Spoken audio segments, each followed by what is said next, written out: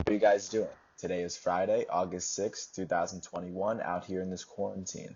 I'm James Sims, and for this episode of The Elite, I'm going to review the Elite matchups and performances from yesterday, Thursday, August 5th, and of course, I'm going to preview everything that's going on today as we navigate through the world of sports one day at a time.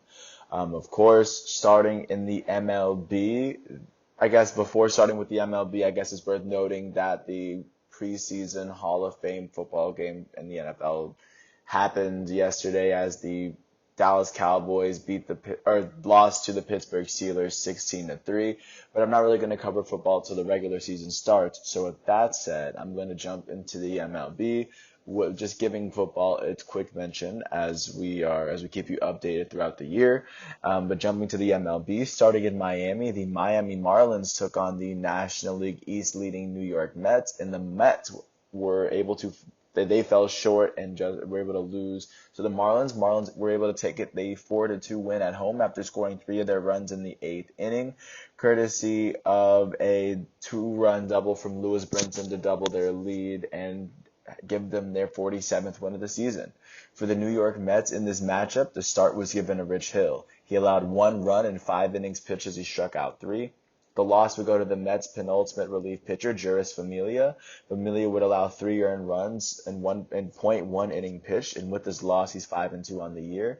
In the Mets batting lineup, their second baseman, Jonathan Villar, would end up going 2-for-5 with an RBI. Their left fielder, Dominic Smith, went 2-for-5 as well. And then their center fielder, Albert Almora Jr.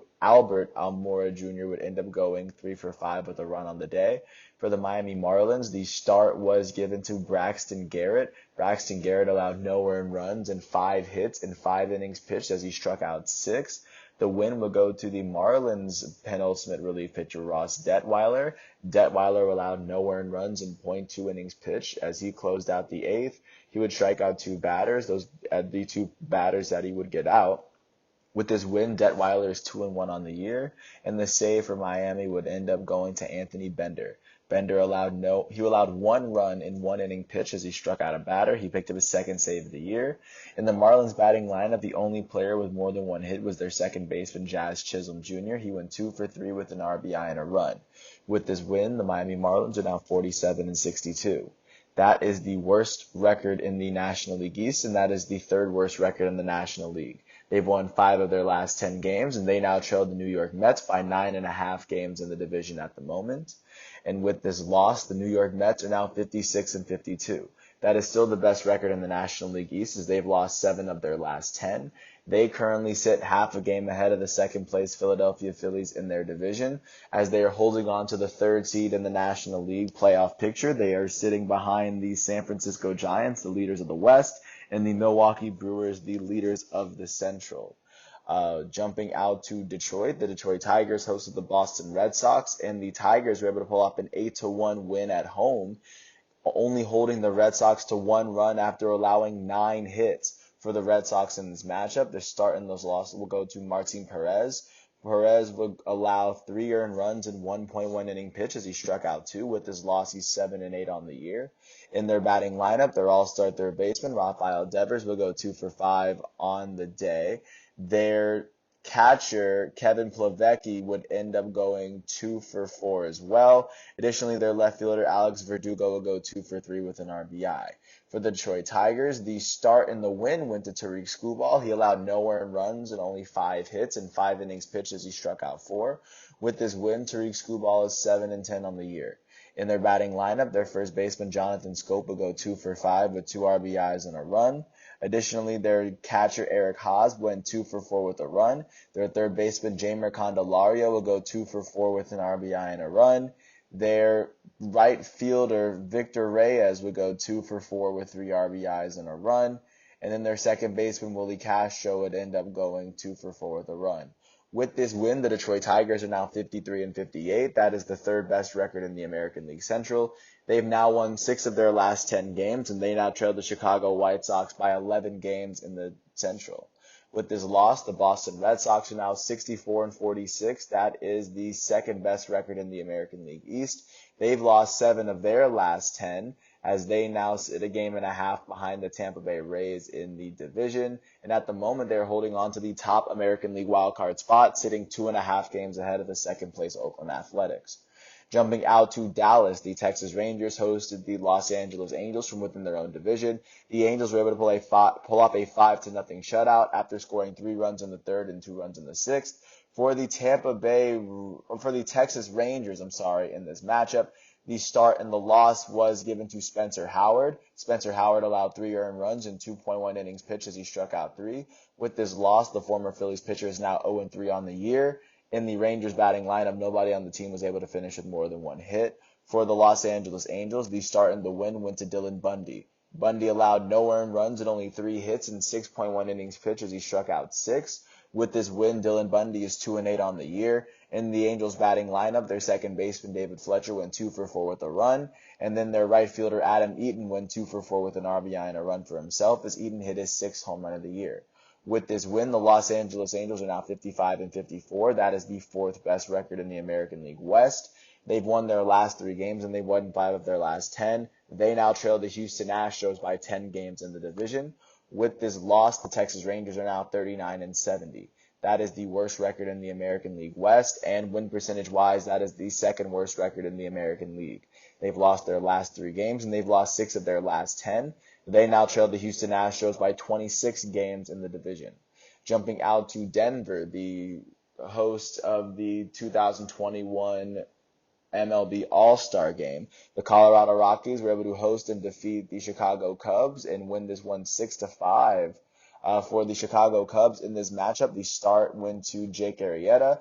He allowed 4 earned runs in 4 innings pitched as he struck out 2. The loss would go to the Cubs' first relief pitcher, Jake Jewell. Jewell allowed 2 earned runs in 1 inning pitch as he struck out a batter. With his loss, Jewell is 0-1 on the year. In the Cubs batting lineup, their center fielder, Rafael Ortega, went 2 for 4 with an RBI and a run. He alongside their first baseman for the day, Frank Schwindel, would go 2 for 4 with an RBI. Those are the 2 players on the Cubs with more than 1 hit. With this on the other side of this matchup, for the Colorado Rockies, the start was given to Antonio Senzatella. Senzatella allowed 4 earned runs in 4.2 innings pitched as he struck out 6. The win was given to the Rockies' first relief pitcher, Tyler Kinley. Kinley allowed 1 earned run in .1 inning pitch as he struck out a batter with his win. He's 2-2 on the year. And the save was given to their closer, Daniel Bard. Bard allowed no earned runs in 1 inning pitch as he struck out a batter. With his save, he now is 17 on the year. In the Rockies batting lineup, their left fielder, Raimel Tapia, went 2 for 5 with a run. Their second baseman, Brendan Rodgers, would go 2 for 4 with a run as well. Their shortstop, Trevor Story, would go 2 for 4 with 3 RBIs and 2 runs as he hit his 14th and 15th home runs of the season. Their first baseman, Connor Joe, would end up going 2 for 4 with an RBI and a run as Joe hit his 3rd home run of the season. And with this win, the Colorado Rockies are now 48-61. That is the 4th best record in the National League West as they've won 5 of their last 10. They now trail the San Francisco Giants by 21 games in the division. With this loss, the Chicago Cubs are now 52-58. That is the 4th best record in the National League Central. They've lost 7 of their last 10 games as they now trail the Milwaukee Brewers by 13.5 games in the division. Jumping out to Phoenix, the Arizona Diamondbacks hosted the league-leading San Francisco Giants. And after the Arizona Diamondbacks were able to jump off to a 4-0 lead in the first 3 innings, the San Francisco Giants would end up tying the game at 4 in the 9th inning, which would, of course, come thanks to a 2-run single from Lamonte Wade. And then it'll be a Chris Bryant RBI double in the top of the 10th to give the Giants win number 69 of the season. For the Arizona Diamondbacks, the start went to Merrill Kelly. Merrill Kelly allowed no earned runs and only 3 hits in 8 innings pitched as he struck out 4.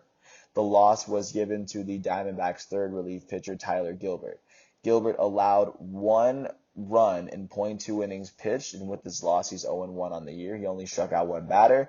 In the Diamondbacks lineup, their right fielder, Pavin Smith, would go 2 for 5 with 3 RBIs. He was the only player on the Diamondbacks with more than 1 hit.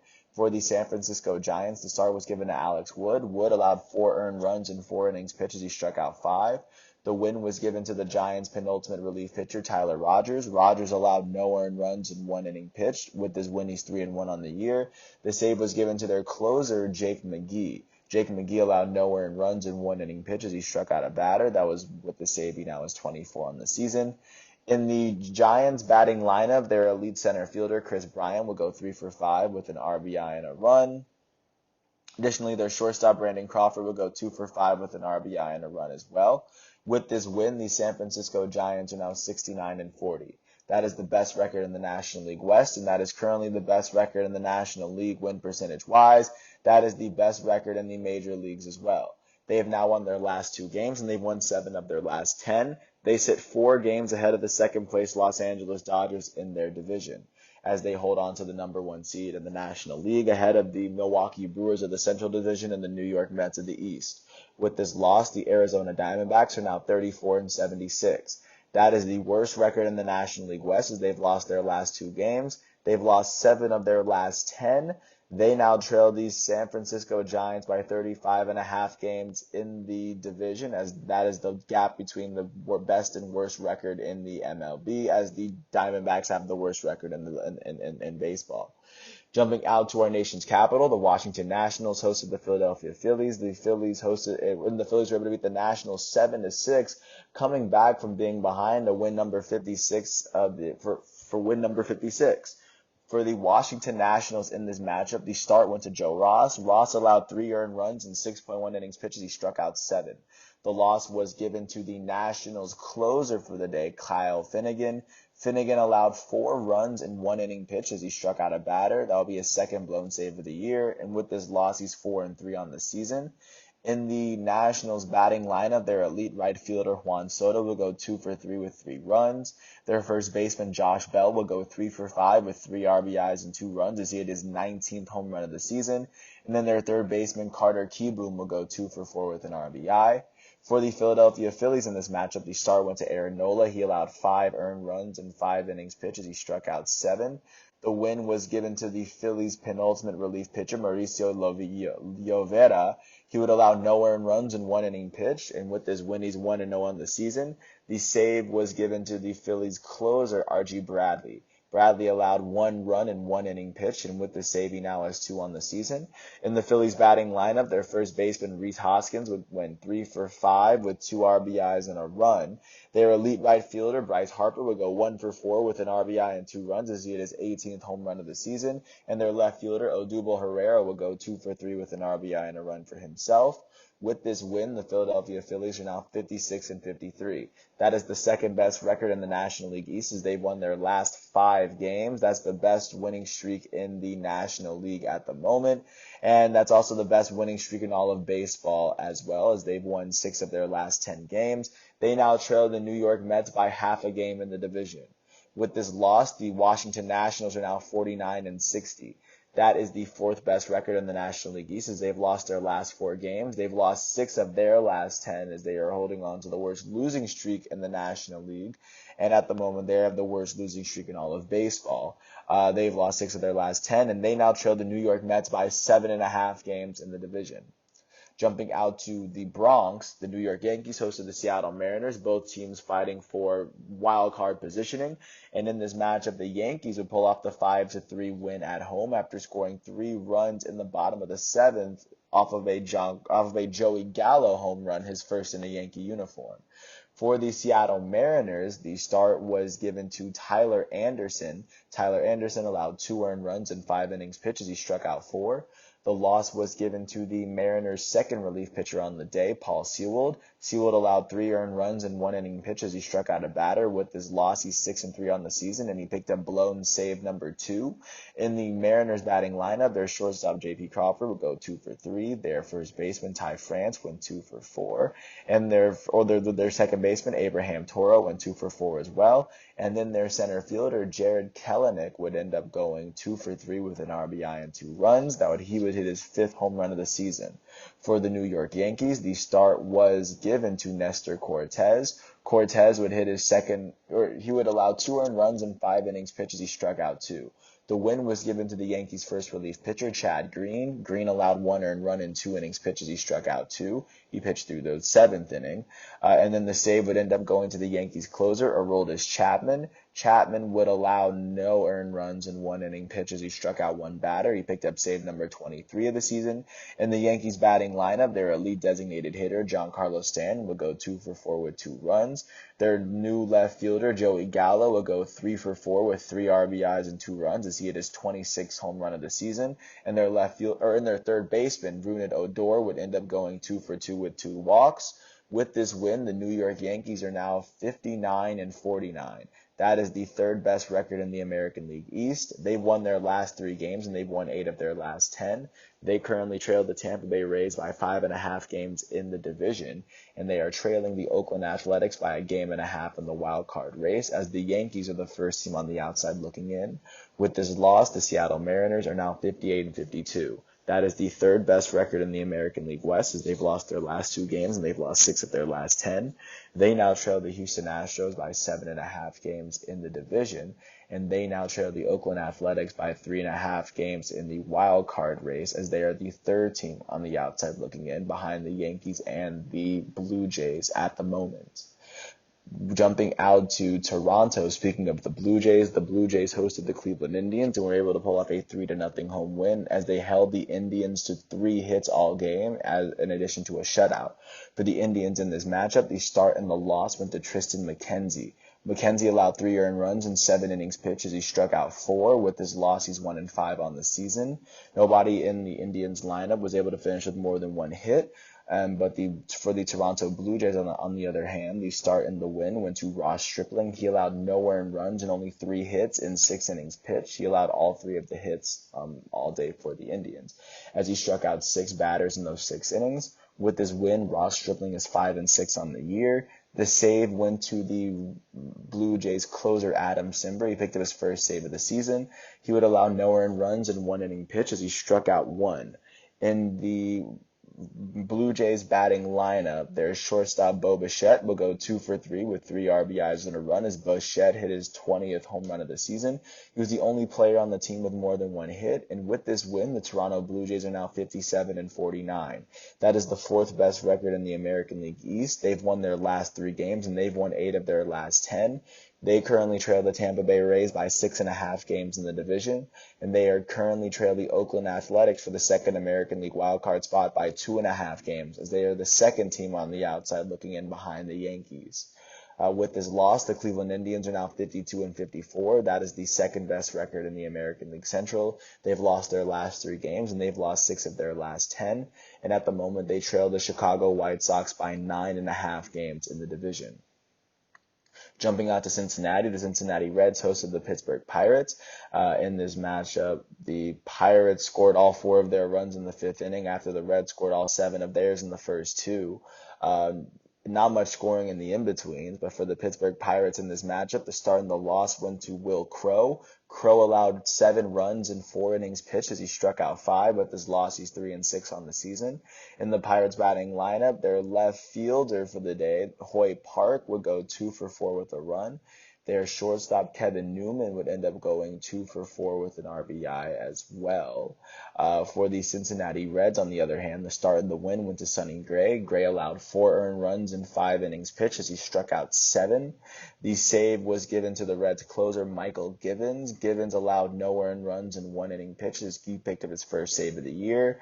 In the Reds batting lineup, their shortstop, Kyle Farmer, will go 3 for 4 with a run. And then their pitcher, Sonny Gray, would go 2 for 2 with a run. With this win, the Cincinnati Reds are now 58-51. That is the 2nd best record in the National League Central. They've won their last 2 games, and they've won 7 of their last 10. They now trail the Milwaukee Brewers by 7 games in the division. And at the moment, they trail the San Diego Padres for the 2nd National League wildcard spot by 3.5 games, as the Reds are the first team on the outside looking in.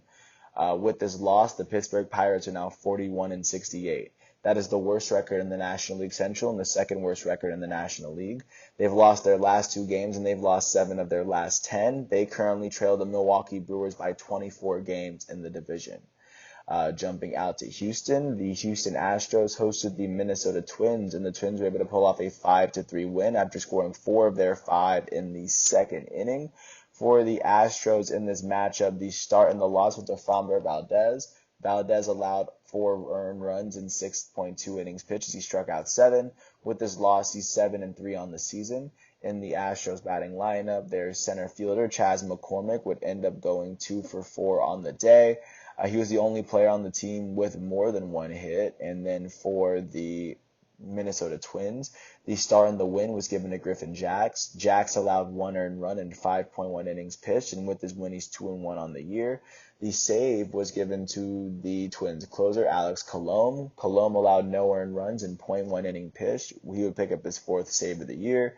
For the Twins batting lineup, their center fielder, Rob Refsnyder, would end up going 2 for 3 with 2 runs on the day. He was the only player on the team with more than 1 hit. With this win, the Minnesota Twins are now 46-63. That is the worst record in the American League Central and the 3rd worst record in the American League win percentage-wise. They've won 4 of their last 10 games, and they now trail the Chicago White Sox by 17 games in the division. With this loss, the Houston Astros are now 65-44. That is the best record in the American League West, and win percentage-wise, they are tied with the Tampa Bay Rays for the best record in the American League. They've lost their last 2 games, and they've lost 5 of their last 10, but at the moment, they sit 4 games ahead of the second-place Oakland Athletics in their division, and along with being tied with the Tampa Bay Rays, they sit ahead of the Chicago White Sox, who currently lead the AL Central. Jumping out to Chicago, the Chicago White Sox hosted the Kansas City Royals, and the Royals were able to hold off and beat the White Sox 3-2 to pick up win number 47. For the Chicago White Sox, the start and the loss went to former American League Cy Young winner Dallas Keuchel. Keuchel allowed 2 earned runs in 6 innings pitched as he struck out 5. With this loss, the Chicago White Sox elite starting pitcher is now 7-5 on the season. And in the White Sox batting lineup, their second baseman, Cesar Hernandez, would go 2 for 4 with a run. Their elite first baseman, reigning American League MVP, Jose Abreu, will go 2 for 4 as well as he finished with an RBI and a run as he hit his 20th home run of the year. For the Kansas City Royals, the start and the win was given to Daniel Lynch. Lynch allowed 1 earned run in 5 innings pitched as he struck out 7. With this win, he's 2-3 on the season. And the save will go to the Royals closer, Jake Brent. Brent allowed no earned runs in 1 inning pitch as he struck out 1 batter. He picked up save number 1 of the season. And in the Royals batting lineup, nobody on the team had more than 1 hit. Their third baseman for the day in this matchup, Emmanuel Rivera, would end up going 1 for 2 with 2 RBIs as he hit his first double of the season. With this win, the Kansas City Royals are now 47-60. That is the 4th best record in the American League Central. They've won their last 2 games. They've won 5 of their last 10, and they now trail the Chicago White Sox by 15 games in the division. With this loss, the Chicago White Sox are now 63-46. That is the best record in the American League Central. They've lost their last 2 games, and they've lost 6 of their last 10. They are currently holding on to the best record in the American League Central, sitting 9.5 games ahead of the second-place Cleveland Indians, and they're holding on to the 3rd American League seed as they trail the Tampa Bay Rays out east and the Houston Astros out west. And then last but not least, jumping out to St. Louis, the St. Louis Cardinals hosted the Atlanta Braves, and the Braves were able to beat the Cardinals 8-4 after scoring 6 runs in the 8th inning to come back from being behind. Alfred and Austin Riley 2-run home run to tie the game, and then 4 runs being scored off of walks to give them win number 55 to jump up over 500. For the St. Louis Cardinals, the start was given to Wade LeBlanc. He allowed 2 earned runs in 6 innings pitched as he struck out 1. The loss was given to the Cardinals' second relief pitcher on the day, Giovanni Gallegos. Gallegos allowed 3 earned runs in .2 innings pitched. This was his 7th blown save of the season, and with this loss, he's 5-5. In the Cardinals batting lineup, their elite first baseman, Paul Goldschmidt, will go 2 for 4 with an RBI on the day. And then their left fielder, Tyler O'Neill, would end up going 2 for 4 with a run. For the Atlanta Braves, the start was given to Touki Toussaint. He allowed 3 runs in 5.1 innings pitched, striking out 3. The win was given to the Braves' second relief pitcher for the day, Edgar Santana. Santana allowed 1 earned run in 1 inning pitched. With his win, he's 1-0 on the season. In the Atlanta Braves batting lineup, their elite first baseman, the reigning National League MVP, Freddie Freeman went 2 for 5 with an RBI and a run. Their third baseman Austin Riley went 2 for 5 with 2 RBIs and a run as he hit his 23rd home run of the season. Their shortstop Dansby Swanson will go 2 for 4 with a run. And with this win, the Atlanta Braves are now 55-54. That is the third best record in the National League East as they've won their last 3 games and they've won 6 of their last 10. They now trail the New York Mets by a game and a half in the division to give a sense of where they are. And with this loss, the St. Louis Cardinals are now 53-55. That is the third best record in the National League Central as they've lost their last 3 games and they've lost 6 of their last 10. They now trail the Milwaukee Brewers by 11 and a half games in the division. With that said, that is what the MLB is looking like as we lead into today's matchups. Of course, starting with what's going on at 2:20 because yesterday was more or less the travel day. In Chicago, it'll be a Chicago interleague matchup, of course, as Kyle Hendricks takes the mound for the hometown Chicago Cubs. Lance Lynn is going to take the mound for the hometown Chicago White Sox. Lance Lynn enters this matchup with a 10-3 record and a 2.07 ERA. I think that's the lowest in baseball out of all the starters. Kyle Hendricks entered this matchup with a 13-4 record along a 3.71 ERA. At 7 o'clock on ESPN, Kyle Gibson and the Philadelphia Phillies are going to host Marcus Stroman and the New York Mets. Stroman enters his matchup with a 7-10 record, but he sports a 2.80 ERA. At 7:05, Wandy Peralta and the New York Yankees are going to host Marco Gonzalez and the Seattle Mariners. At the same time, at 7:05, John Means and the Baltimore Orioles are going to host Ryan Yarbrough and the Tampa Bay Rays. John Means is currently holding a 5-3 record alongside a 2.84 ERA. At 7:07, Alek Manoah and the Toronto Blue Jays are going to host Nathan Eovaldi and the Boston Red Sox.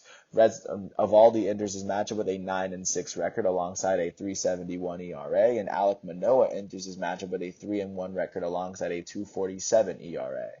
At 7:10, Cal Quantrill and the Cleveland Indians are going to host Matt Manning and the Detroit Tigers.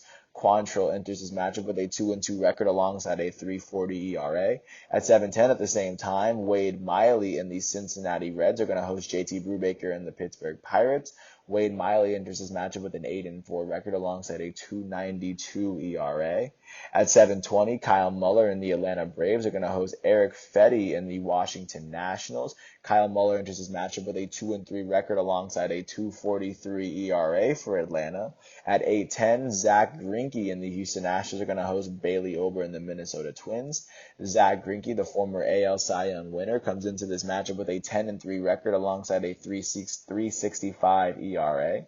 At 8:10, the Milwaukee Brewers, led by their all-star starting pitcher Corbin Burnes, are going to host Logan Webb and the San Francisco Giants.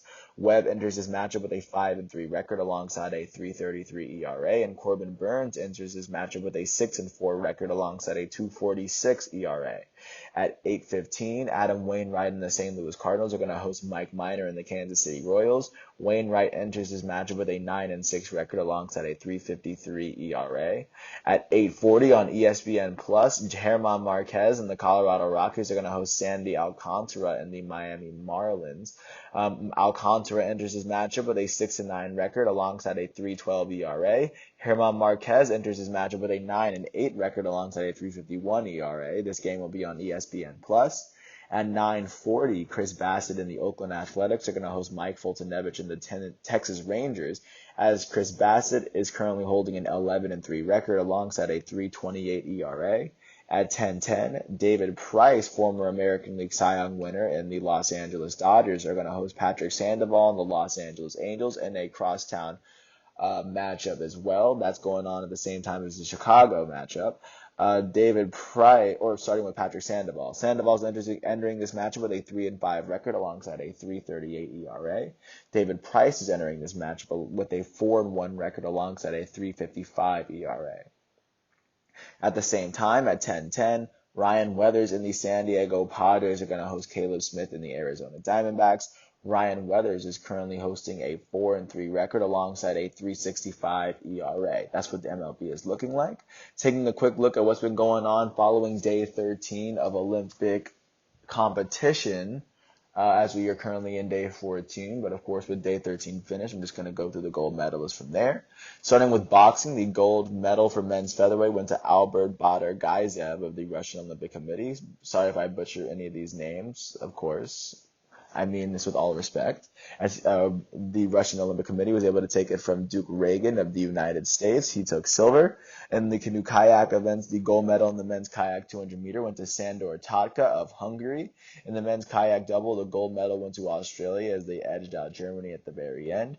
The women's canoe single 200-meter gold went to Nevin Harrison of the United States. The women's kayak 500 meters went to Lisa Carrington, New Zealand, as she was able to take another gold home. In cycling, the men's omnium gold went to Matthew Walls of Great Britain. The women's Karen, sorry if I butchered that name, the gold went to Shane Braspenix of the Netherlands. And the diving events, the women's 10-meter platform gold went to Hong Xiangquan of China, the 14-year-old sensation who had 2 perfect scores. And this is definitely not the first time you're going to hear of her in the Olympics. But continuing on, in men's field hockey, the gold medal went to Belgium as they were able to beat Australia in the final. In karate, in the karate events, the gold medal for men's kumite 67 kilogram went to Steven Da Costa of France as he was able to beat Ere Samdan of Turkey in the gold medal match. In the women's kumite 55 kilogram, the gold went to Yvette Goranova of Belarus as she was able to beat Angelika Teraluga of Ukraine in the gold medal match. In the women's kata event, the gold medal went to Sandra Sanchez Jaime of Spain as she was able to take down Kiyoshi Muzu of Japan. In the marathon swimming events, the men's 10K gold went to Florian Wellbrock of Germany.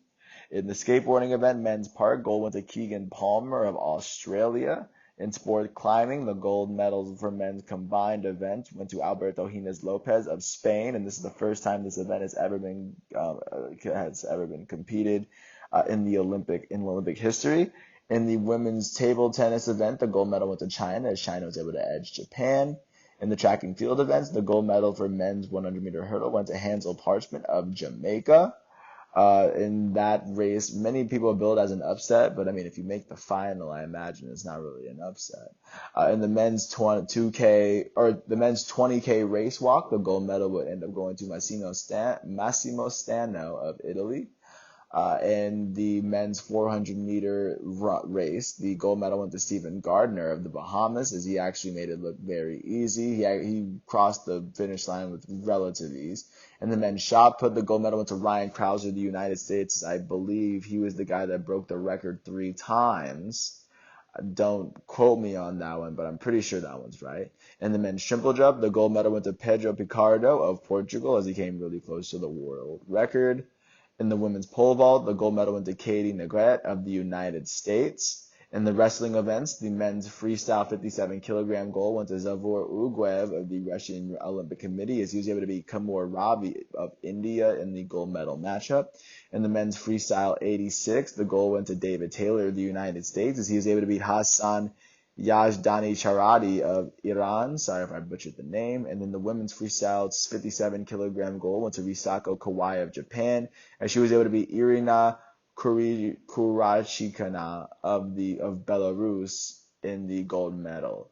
In the gold medal match. So that is basically what sports have been like leading up to today. And of course, today is a big day, especially in the coverage of soccer, as AS Monaco will take on Nantes in Ligue 1, officially signaling the beginning of the European soccer season, of which even like the goal from which the Golden Boot's going to be measured.